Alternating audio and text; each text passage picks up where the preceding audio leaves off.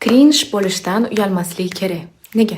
Cringe so'zini ishlatish o'zi hozir cringe bo'lib qoldi shekilli. Endi qarib qolgan уже zoomerman. Gap shundaki, bir xil insonlarda talant yoki boshqalar bilan ulasha oladigan qancha foydali narsasi bo'lsa ham, sindrom samozvanца degan narsasi bo'ladi. Ey, odamlar nima deb o'ylaydi? O'zimdan kimdirlar yoqib olamanmi yoki muhokama bo'lish qo'rquvini deb imkoniyatlaridan foydalanmaydi yoki o'zini o'zi chegaralaydi. Boshqa payt esa bu oddiygina perfeksionizm.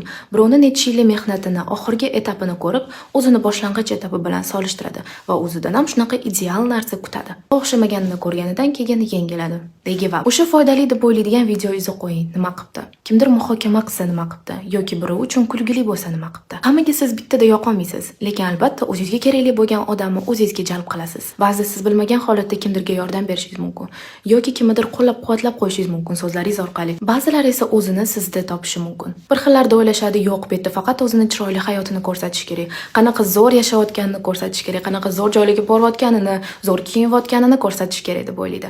Bir xillarida bu aloqa haqida. Men blog yuritishni boshlaganimda har bitta videoyimni ko'rib o'chirib tashlagim kelardi. Miyamdagi ovozi har doim sen kimsan? Shuni ham ko'rsatasanmi? Yoki bu juda ham kulgili, bu cringe degan narsalar ko'p o'tardi. Va men bu yerda real hayotga qaraganda ancha og'ir bosiq va jiddiyroqman.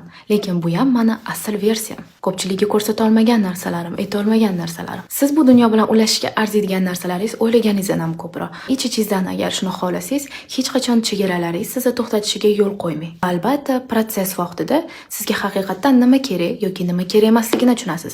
Men ham faqat qilib ko'rish orqali menga nima kerakligini yoki nima kerak emasligini tushunib yetganman. Bu yo'l men uchunmi yoki boshqa yo'ldan ketishimni anglaganman. Albatta, bu so'zlarimni boshqacha talqin qilib qolgan narsasini qilib tashlash kerak ekan deb o'ylash kerak emas.